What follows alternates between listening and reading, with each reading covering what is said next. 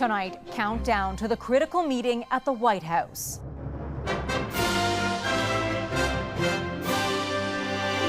Mark Carney's first face-to-face with Donald Trump. I'm not sure what he wants to see me about, but I guess he wants to make a deal. What the Prime Minister and the President want in Washington tomorrow.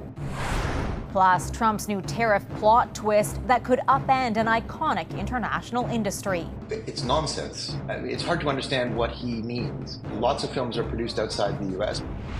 What Alberta's Premier is willing to do for those pushing for separation. The vast majority of these individuals are not fringe voices to be marginalized or vilified. They are loyal Albertans. Also, Pierre Poilievre's new pitch to stay on as opposition leader. And a salute to Canadian courage on the battlefield.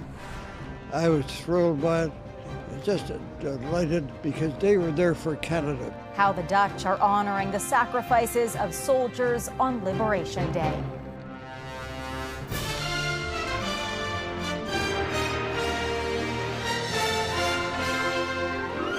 CTV National News with Omar Sachedina.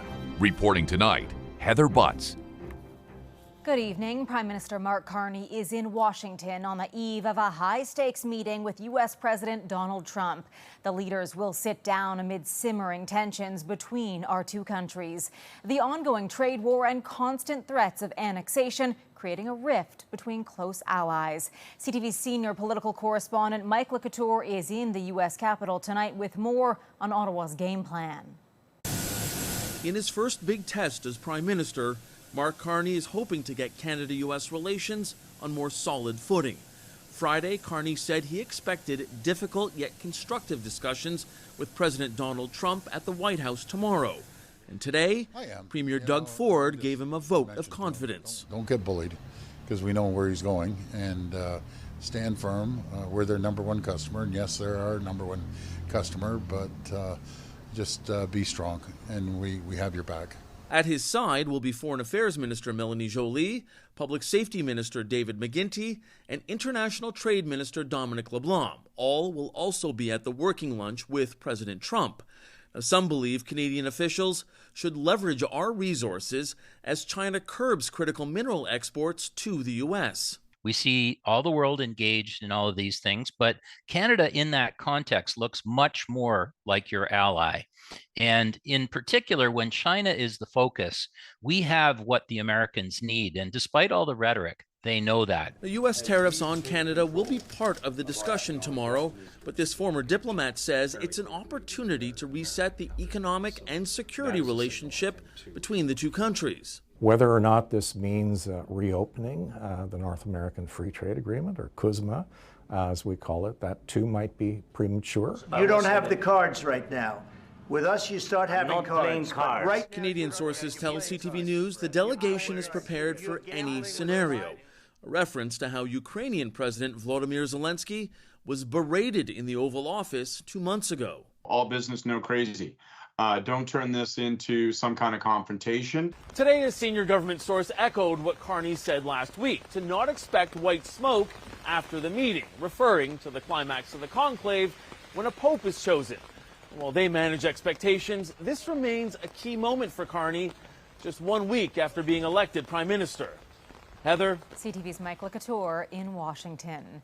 So what does Trump want from Canada and tomorrow's sit-down with the Prime Minister? CTV's Washington Bureau Chief Joy Melvin has more on what the president said today. There's no fanfare, no Canadian flags or big preparations happening over at the White House. After declaring a trade war with the world, the president seemed to downplay his invitation to Prime Minister Mark Carney. I don't know, he's coming to see me. I'm not sure what he wants to see me about, but I guess he wants to make a deal. Everybody does.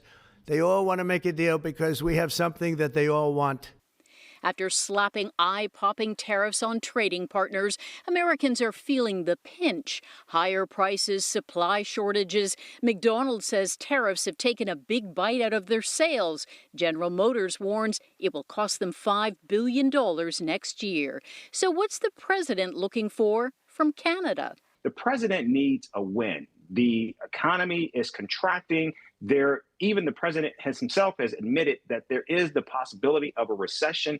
And what better way to, I think, ease the markets and also many of the political fears of the American people, that there is at least some level of engagement between the two neighbors who have stood together as allies, partners, and friends. The president's under pressure after boasting he could do deals with 200 countries. So far, not one has been signed. And Canada?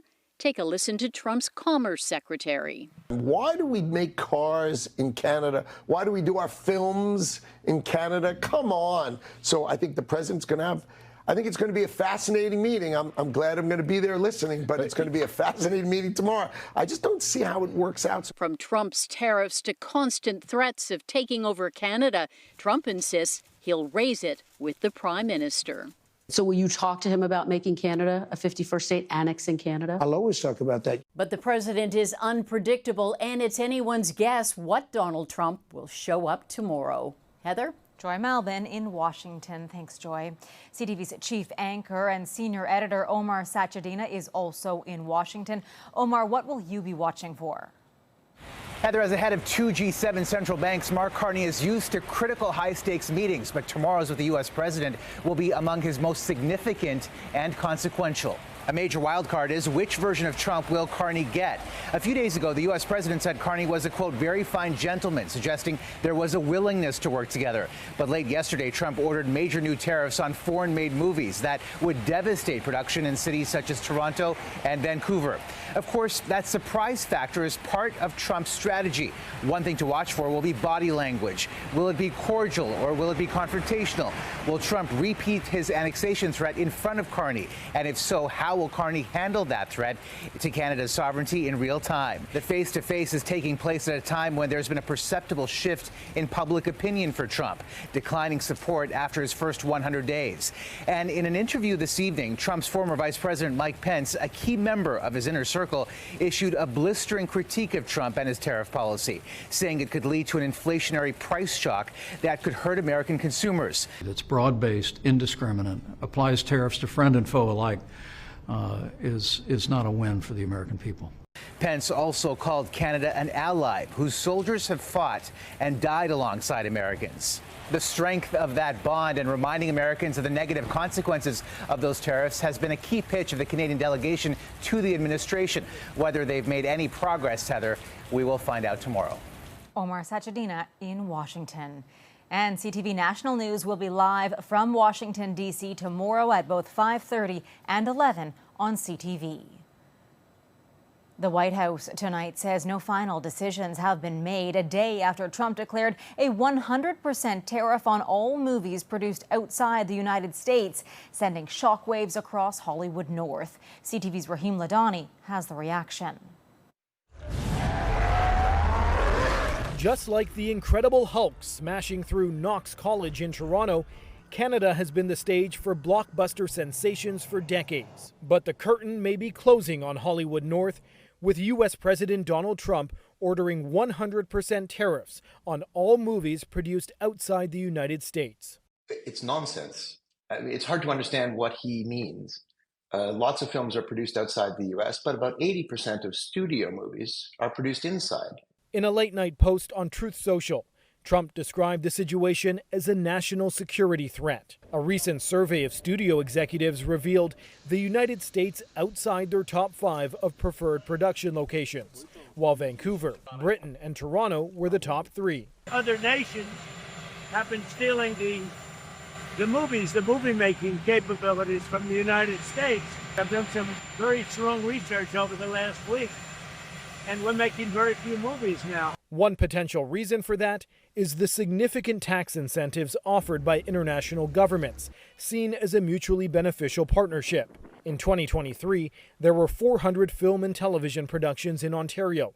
They created more than 25,000 jobs and spurred $1.8 billion in economic activity. Hopefully this will be raised by President Trump and our new Prime Minister, and then we could get to the bottom of it so the industry itself doesn't get hurt. Just like cars, different parts of the same movie are often produced in the United States and in other countries. It's unclear how that tariff would be calculated, And the uncertainty could cost the movie industry at the box office. Very likely what will happen here is you'll get retaliatory tariffs against the U.S., making American films impractical to play overseas and around the rest of the world, which, of course, as we all know, is where a good chunk of the money comes from these days. The White House is now clarifying Donald Trump's comments, saying no final decision on a foreign film tariff has been made, only that they're considering all options. Raheem Ladani, CTV News, Toronto. The search continues for 2 young children in Nova Scotia. 6-year-old Lily Sullivan and 4-year-old Jack were reported missing last Friday. It has been a few days, but that has not dampened the hopes of the GSAR teams and the police who are here to try and get these kids home. The RCMP says there is no evidence to suggest they were abducted, and it appears the children wandered away from home. Multiple agencies are helping with the search in the air and on the ground. For us to achieve herd immunity, we need to have 95% of the population immunized to prevent further spread. Unfortunately, we're not there yet. Alberta announced new measures to boost vaccination against measles as the outbreak grows. There are 265 cases in the province, the highest since 1987. Premier Danielle Smith is calling for a sovereign Alberta within a united Canada as the province looks to put that question to the public next year. It's an effort to combat what Smith describes as a decade of hostile federal Liberal policies. CTV's Kathy Lee is following the developments. Kathy, this was all discussed during a live stream by the Premier. Heather, Premier Danielle Smith emphasized her stance about Alberta's future in Canada. I have repeatedly stated I do not support Alberta separating from Canada. But was open to putting that question on a provincial referendum next year, only if Albertans get enough signatures on a citizen-led petition. She put forward legislation last week that would make it easier for voters to force a referendum on breaking from Canada, which was condemned by First Nations leaders for breaching their treaty rights. In her address, the Premier acknowledged a growing number of Albertans who want to separate from the country. The vast majority of these individuals are not fringe voices to be marginalized or vilified. They are loyal Albertans. They are quite literally our friends and neighbors who've just had enough of having their livelihoods and prosperity attacked by a hostile federal government. As for Alberta's relationship with Ottawa, Smith plans to negotiate with the new Liberal government and reiterated her demands, including access to ports on Canada's coast to export resources internationally, ending federal laws and regulations that restrict the province's ability to develop its resources, and fair federal transfers. The province is certainly gearing up for a series of fights, everything from emissions caps, net zero electricity, to transfer payments, equalization, Canada Health Transfer, and all the rest of it. The Premier announced forming 2 major panels, one to look at Alberta's place within Confederation within Canada, and the other to negotiate with the federal government on all of the issues she put forward. Heather. Kathy Lee in Calgary tonight. Thanks, Kathy. The NDP has named a new interim leader. BC MP Don Davies takes over the reins from Jagmeet Singh, who stepped down after he lost his own seat in Burnaby Central. The NDP also lost official party status. Details of a leadership contest are expected at a later date. Conservative leader Pierre Poilievre is expected to face a frustrated caucus in his first meeting with elected MPs since the election. Under his leadership, Poilievre was able to expand the party's support but lost his own riding. CTV's Judy Trin on the party's next steps and how much a by-election could cost. Pierre Poilievre is sowing the seeds for his return in rural Alberta. Now it wasn't enough. We didn't get over the finish line, which means that I need to learn and grow, and our team needs to expand. The Conservative leader met with MP Damien Couric, who is stepping aside temporarily so Poilievre can run in a by-election in the riding of Battle River Crowfoot. After losing his seat in an Ottawa riding, Poilievre will have to convince his 143-member caucus they should keep him on as leader. Right now, there's wide support behind Poilievre, but some analysts say MPs should vote to trigger a leadership review to hold party leaders accountable. I think it's really, really important for parties to start invoking the Reform Act regardless of whether they're in government, regardless of whether they won or lost the last election. This is a piece of legislation that allows MPs to take some power back from party leaders. We are also getting a better sense of how much a by-election will cost once it's called. There are more than 85,000 people registered to vote in Battle River Crowfoot, which is spread out over a large geographic area. According to Elections Canada, the cost of a by-election is about $16.21 a voter. That means the bill for a new round of votes will hit at least $1.38 million. The earliest a by-election can be held is later this summer. That means we won't see Pierre Poilievre in the House of Commons until the fall sitting of Parliament. Heather. Judy Trin in Ottawa. Coming up, the trial of former Canadian junior hockey players. What do we want? Justice! The accuser shares her account of the night in question, plus marking 80 years of liberation.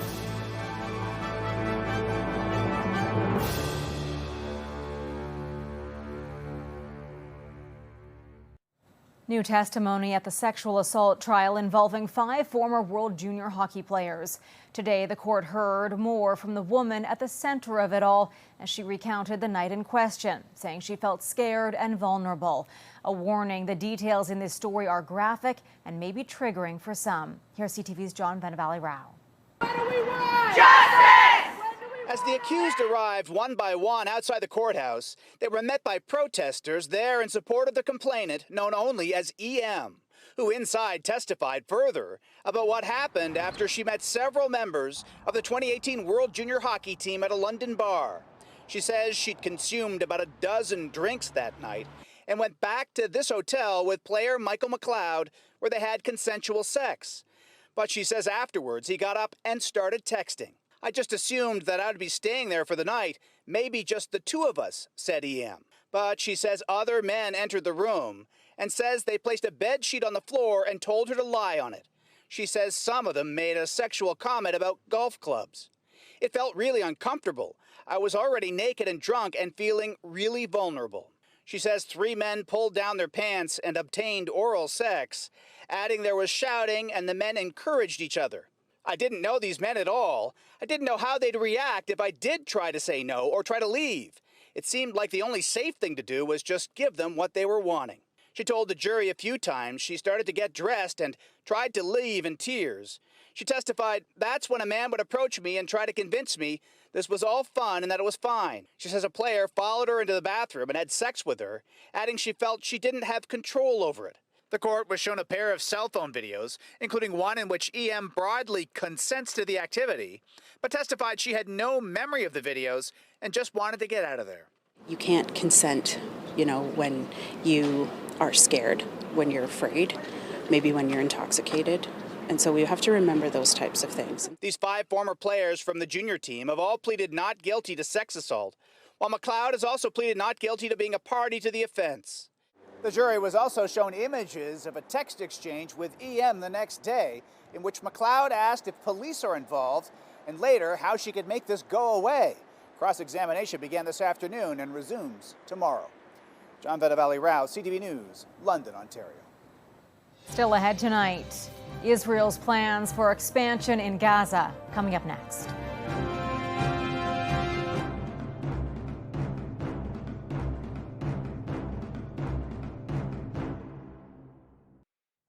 Israel has approved plans to expand its offensive against Hamas, which includes capturing Gaza and holding the territory. Israeli officials say the plan was approved in a vote by cabinet ministers this morning. Prime Minister Benjamin Netanyahu is calling it a powerful operation to defeat Hamas and free the remaining hostages. Israel says people in Gaza will be moved for their own protection and aid delivery will resume in the hands of private companies. Human rights groups have warned that the forced displacement of Palestinians could amount to a war crime. And a Pope-mobile used by Pope Francis during his 2014 trip to Bethlehem will be transformed into a mobile health clinic for children in Gaza, part of the late pontiff's final wishes. Still ahead, Canada's contributions remembered, honoring war heroes 80 years after liberating the Dutch.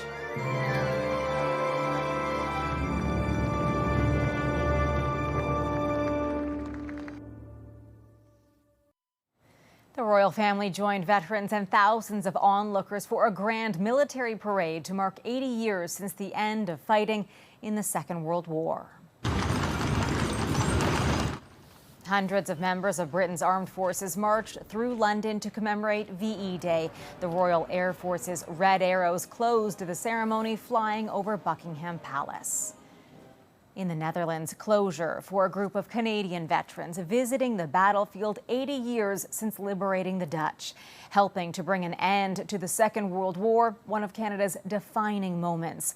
CTV's Andrew Johnson on the men who fought to make it happen and the heartwarming appreciation for these Canadian heroes. To the Dutch, they are conquering heroes, even 80 years later. One photo, please. 101-year-old General Richard Romer was then a 21-year-old Canadian fighter pilot, part of the final push to free Holland from Hitler's grasp. Today, he's soaking in the gratitude. Time has not diminished. I was thrilled by it, and just delighted, because they were there for Canada, because they love Canada, and Canada was the main country involved in liberating them. The Freedom Parade through the streets of Wageningen started in front of this hotel, where a Canadian general secured the German surrender that ended a 5-year Nazi occupation. It was one of Canada's greatest moments of the war, but close to 8,000 Canadians sacrificed their lives, which is why Romer... Good afternoon. And the 24 other Canadian veterans in the Dutch Freedom Parade are being received with so much respect. Yesterday, in a powerful moment, poppies were dropped from the sky at a Canadian war cemetery as Dutch children said each soldier's name out loud and placed 2 roses on each grave. Thank you, sir. On Saturday, the outpouring of affection hit even the humblest of the veterans. You realize you did something. And I'm proud I did it. It's been a reception the Governor General says is emotional to take in. Both an inspirational and a bit of sadness and hope. There's hope. You know, people have fought for our freedom, and this is just an indication that we will never forget that. Our freedom came at a very big price. It has been a remarkable trip for these elderly heroes. They'll now return to Canada feeling the love of this entire nation, and they can be assured future generations here will always remember their sacrifice. Heather? Their contributions will never be forgotten. Andrew, thank you. That is our newscast for this Monday night. Omar is back tomorrow live from Washington. For all of us at CTV National News, I'm Heather Butts. Thank you for watching. Good night.